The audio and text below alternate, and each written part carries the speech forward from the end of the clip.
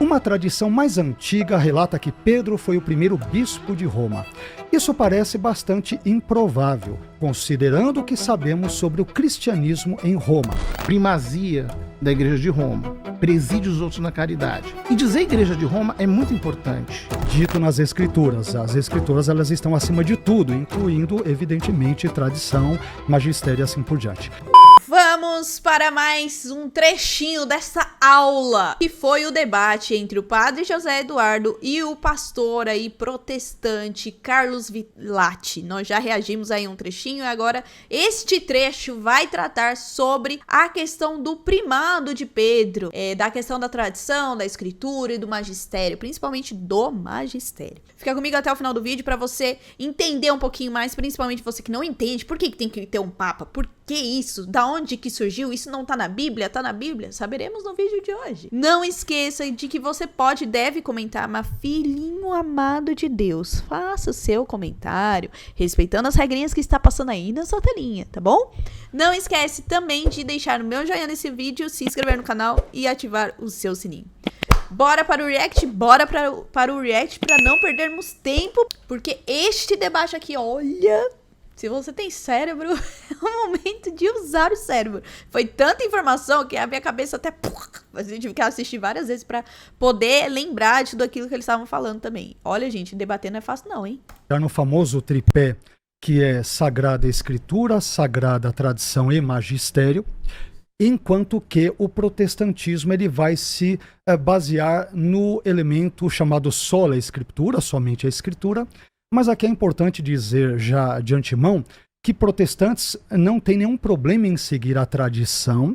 Pais da igreja, os teólogos do contexto escolástico, pré-reforma, reforma e pós-reforma, desde que os ensinos destes repercutam e reflitam aquilo que está dito nas Escrituras. As Escrituras elas estão acima de tudo, incluindo, evidentemente, tradição, magistério e assim por diante. Só um ponto, no outro vídeo também eu falei, mas eu quero que vocês falem o que vocês acham, e se você é um estudioso, teólogo, coloca aí nos comentários, tá bom?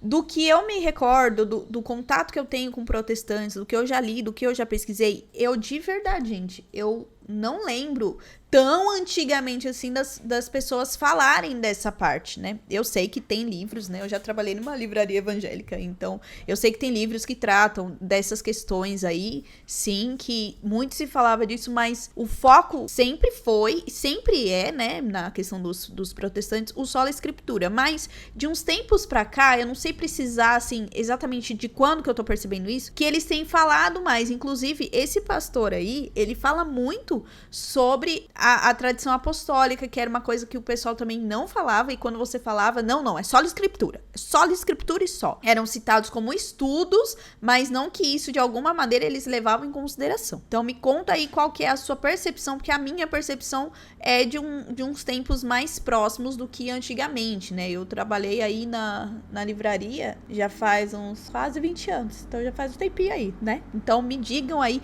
o que vocês têm de percepção. Aí depois qualquer coisa posso fazer uma pesquisa, mas aí mais pra frente, tá? Vamos aqui retomar ao vídeo. A fala do padre, mais especificamente sobre Pedro, eu gostaria de começar aqui citando um padre católico norte-americano, que eu tenho certeza que o padre conhece, os queridos amigos católicos também conhecem, que é Raymond Edward Brown, que faleceu agora em 1998, e que ele é considerado um dos maiores biblistas católicos, e que ele escreveu o seguinte sobre o apóstolo Pedro, abre aspas. Uma tradição mais antiga relata que Pedro foi o primeiro bispo de Roma. Isso parece bastante improvável, considerando o que sabemos sobre o cristianismo em Roma. E aí ele vai citar a arqueologia, sepulturas cristãs, ele vai citar Suetônio, ele vai citar alguns outros elementos arqueológicos e históricos, onde ele vai dizer que não faz sentido essa ideia de Pedro ter estado, por exemplo, em Roma, e, portanto, a ideia de um primado de Pedro, a ideia do Papa e tudo, embora o padre tenha destacado muito bem na sua fala, e é importante frisar que isso estava incipiente, não estava plenamente desenvolvido, mas era incipiente, e nós temos que ser honestos, né?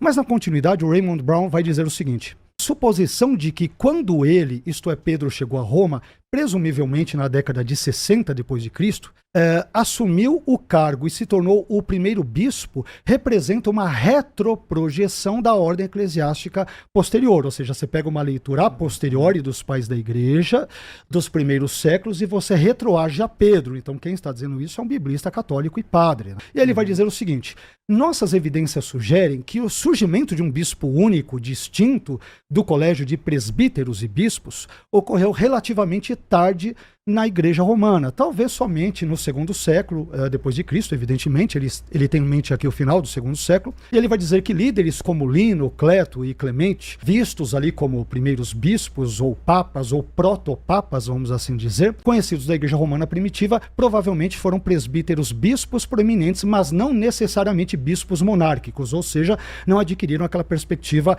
papal que o catolicismo terá um pouco mais adiante. E aí ele vai citar outro estudioso do Papa, das questões católicas, romanas e tudo, que é Daniel William O'Connor, na obra Peter in Rome, ou seja, Pedro em Roma, uma obra de 1970. Ele vai dizer o seguinte: que Pedro tenha fundado a igreja em Roma é extremamente duvidoso, e que ele tenha servido como seu primeiro bispo, como entendemos o termo hoje, tem a ver com aquilo que o padre disse, por sequer um ano, muito menos pelos 25 anos que lhe são atribuídos, é uma tradição infundada que remonta a um ponto não anterior ao século III. Raymond Brown, um padre teólogo católico, citando outro estudioso e anuindo ao seu comentário. E aí ele vai citar várias outras coisas, e eu gostaria apenas de pegar um outro elemento aqui na sequência do pensamento de Brown, onde ele vai dizer o seguinte: há pouco no Novo Testamento que sustente a tese de que Pedro era bispo, exceto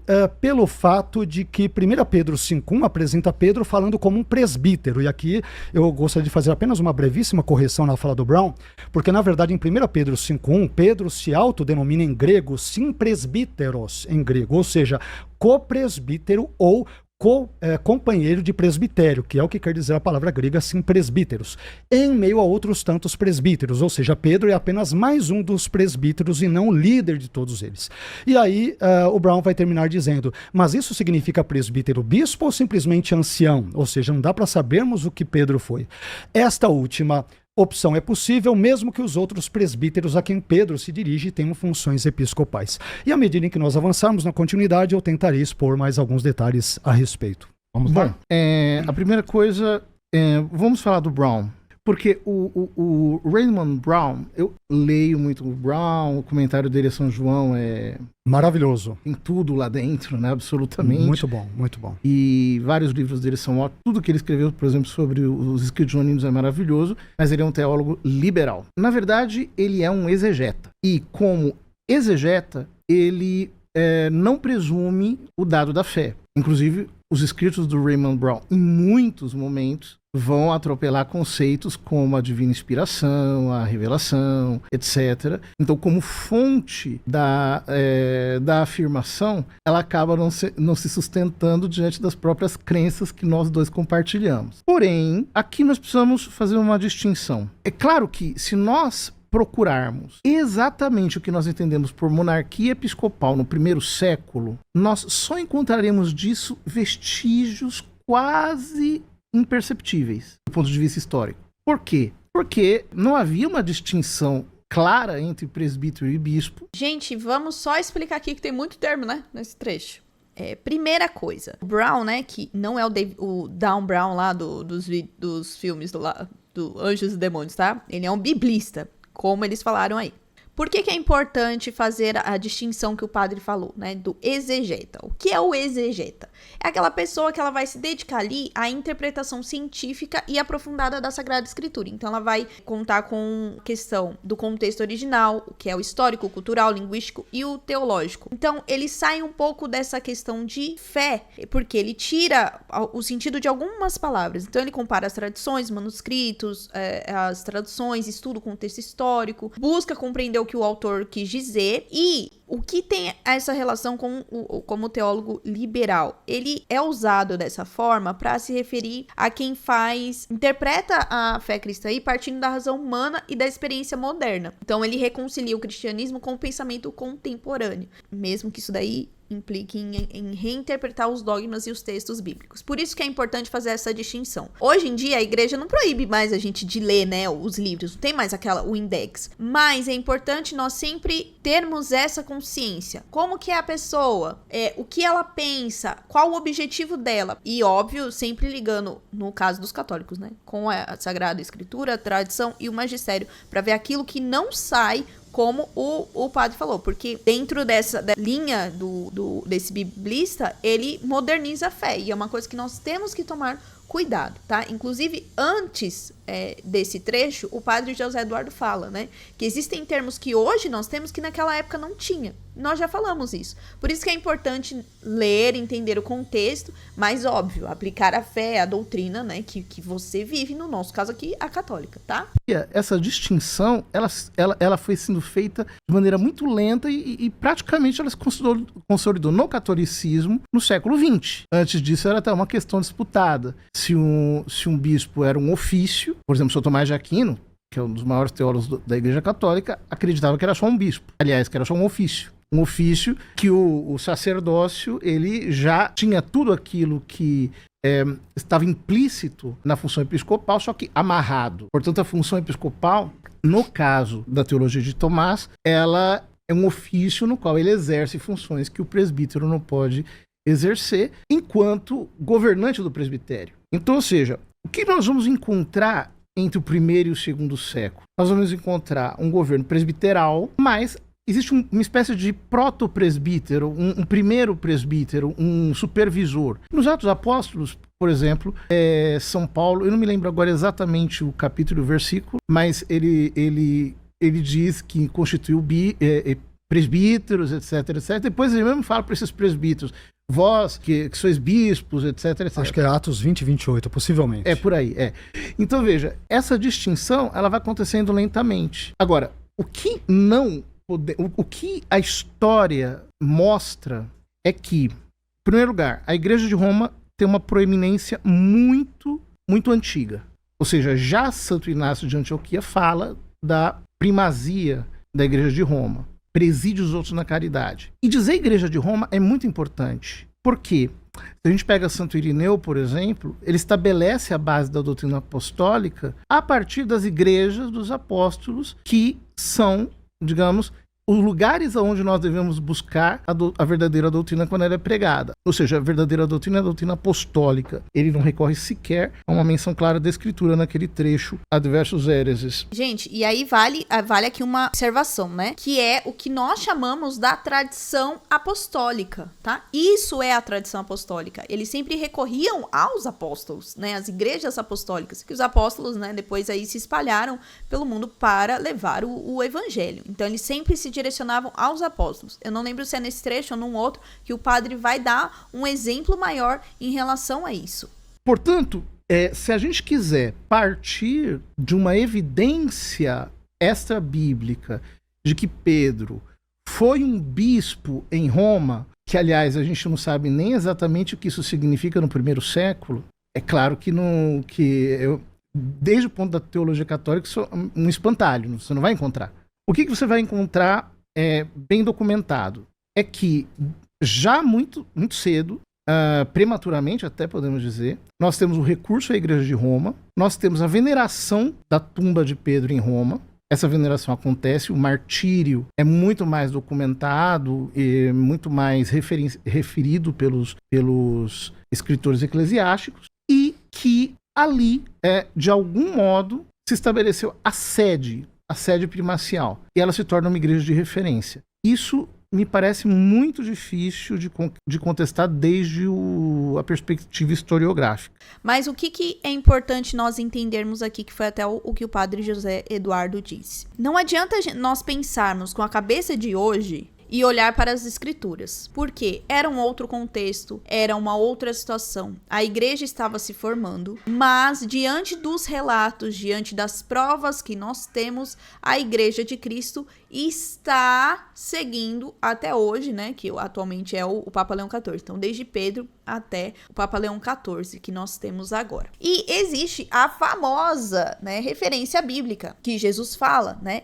Pedro, sobre ti edificarei a minha igreja. Por isso que entende que Pedro é o primeiro papa, porque Cristo instituiu sobre ele a sua igreja e disse que as portas do inferno jamais prevalecerão. Tudo que tu desligares na terra será desligado no céu, e tudo que tu desligares na terra será ligado no céu. Então, uma responsabilidade. E depois ele traz aí, né, o famoso apacenta as minhas ovelhas. O pessoal até fala, mas depois o Pedro fala lá com Jesus, e Jesus fala, afasta-te de mim, Satanás. Mas por quê? Porque prova que ele é o líder, mas ele não é um Deus ou algo mágico aconteceu, ele nunca vai pecar. Não é isso. É que existem questões de fé que ele vai ter ali, o que a gente chama, né, os católicos chamam de infalibilidade papal, tá? Então, desde sempre, e logo depois desse momento, se nós estudarmos toda a questão bíblica, tem os apóstolos sempre se direcionando a Pedro. Pedro sempre é essa referência para as pessoas, né? Então, óbvio, além de toda a tradição apostólica, tem aquele que professou a fé em Cristo, né? Porque Jesus perguntou ali, antes de instituir, né, sobre Pedro, mas ele perguntou ali, quem dizem os homens que eu sou? Aí, quem é que responde certo? Pedro. Então, exatamente isso que significa, e por isso que nós católicos falamos que Pedro é a pedra da igreja, mas não porque ele é a pedra angular que é o Cristo, mas porque ele se direcionou à pedra angular que é o Cristo, entende? É importante nós sempre fazermos essa distinção, porque antigamente muitas pessoas traçavam ali e nos acusavam, né, de que a Igreja Católica nasceu com Constantino. E agora já existem outras narrativas mais fortes. Antes era só Constantino, aí agora tem essa questão de, não foi em Constantino, e a igreja não é em Roma, vocês estão falando coisas que não têm sentido. Porque Roma atacava os judeus. Então, se for ver, gente, Paulo também nem deveria ser cristão, né? Porque ele perseguia os cristãos, mas ele se converteu. Então, o que o padre diz aqui mais no final, né? De que existe a tumba de São Pedro. Aliás, o altar da Basílica de São Pedro, segundo os achados arqueológicos, está embaixo do altar, tem os ossos ali de São Pedro. Por isso que é o centro, né? É como se Deus estivesse falando, olha, realmente aqui, ó, essa é a minha igreja. Foi sobre Pedro que eu instituí, né? Então é como se aquilo que está na Bíblia tivesse aos nossos olhos, assim, né, acontecido. Então, é importante nós sabermos, claro, foi um debate muito respeitoso, acho que foi um dos poucos debates que eu vi que não teve tantas farpas, assim, no final que eles meio que brincaram, mas foi super leve, não foi pesado, apesar de ter sido um debate com mas muita informação. Foi o tanto que o pastor até falou que ele estudou o catecismo, estudou aí os padres para ele poder fazer o debate com o padre José Eduardo. É muito interessante que ao longo do debate a gente fica muito, muito feliz em ver o quanto a nossa igreja tem essa linha, né, que é contínua. Né? Então é desde lá do Antigo Testamento, aí depois do Novo Testamento, que é o cumprimento da promessa de Deus, e depois que morre o último apóstolo, a continuidade até hoje, né? Eu pelo menos vi dessa forma, né? Eu pelo menos fiquei muito feliz com os exemplos ali, foi realmente uma aula de história, uma aula de teologia, uma aula cultural também, né? Ver esses debates, tem muitos de vocês que até falam, ai Ju, eu não gosto desses debates, eu não sei pra que serve, se um não vai convencer o outro. Gente, debate nem sempre é pra você convencer o outro, entende? Ou não da forma como muitos pensam. Tipo assim, o padre vai falar e o pastor vai falar, me converti ao catolicismo. Não é isso. Ali é um conversar, é um dialogar sobre cada um com a sua fé e um vai entendendo a fé do outro. E aí, diante disso, um não acusa o outro, um não vai ofender o outro, mas é um entendimento. E ali vai sair alguém que vai se converter. Se converta, né? Aliás, se você for ver os comentários, o pessoal fala assim, vai ver, o padre tem que se converter, porque ele tá errado, não, porque o pastor tem que se converter. Não, gente, ali é só uma conversa de ideias, né? E aí, deixa que Deus faz a parte dele. Se Deus encontrar ali um espaço no coração, que se converta, né? Mas para nós temos que entender isso. Existem bons debates e existem debates ruins, né? Não é fácil debater. É muito fácil para nós que assistimos o debate, às vezes ao vivo ou depois, e a gente ficar opinando. Mas o padre tinha que falar isso, o padre tinha que falar aquilo. Mas por que o padre deixou? Eu ia bater. Gente, debate não é fácil, porque você estuda um tema, mas a pessoa não vai trazer aquilo que você estudou. Então, além de tudo, você tem que entender. Esse eu acho que foi um dos debates mais complexos por conta das informações, então pode ver que o padre anotou muito mais esse do que os outros, ele também anotou os outros, mas eu acredito que a parte de explicar, de falar, foi mais simples do que esse, né? Então, eu acredito que esse pastor aí teve ali, né, no mesmo nível, o Padre José Eduardo, porque foi muito enriquecedor, né? E para nós que somos católicos, só é uma forma de amar ainda mais a igreja, eu sempre falo isso. E o canal também me permite isso, né? Quanto mais eu estudo, quanto mais eu leio os documentos da igreja, quanto mais eu vejo as informações, mais apaixonada pela Igreja de Cristo eu fico, né? Então, eu sempre, diante desses debates, eu só tenho uma certeza. Eu sou apaixonada pela doutrina, pela fé que eu escolhi e que Deus me deu, né? Porque, antes de tudo, Deus nos deu essa fé. Então, eu louvo e agradeço a Deus pela nossa Santa Igreja, que nós possamos sempre amar cada vez mais, para nós não perecermos, né? Porque o povo perece por falta de conhecimento, não é falta de informação, falta de conhecimento. Louvamos sempre a Deus pela Igreja de Cristo e por toda a sua história, e por tudo isso que ela viveu e que ela se mantém em pé há mais de 2000 anos, né? E que Deus proteja sempre e que traga muitos frutos, como o Padre José Eduardo ou tantos outros irmãos, sejam leigos ou religiosos, para nos ensinar a fé, né? Além dos papas, além dos cardeais, bispos, enfim. Me conta nos comentários, o que você achou desse debate? Você conseguiu assistir ele todo? A gente conseguiu terminar de assistir, não, porque foram 3 horas de debate, então eu peguei só 2 trechos aí que eu reagi hoje em um outro vídeo, para nós aprendermos um pouquinho mais e deixar um gostinho de quero mais, para que você pesquise conforme você conseguir aí, tá bom? Deixa aqui nos comentários, mas seguindo sempre essas regrinhas. Não esquece também de deixar seu joinha, se inscrever no canal e ativar o seu sininho. Então é isso, até o próximo vídeo, até o próximo react. Tchau!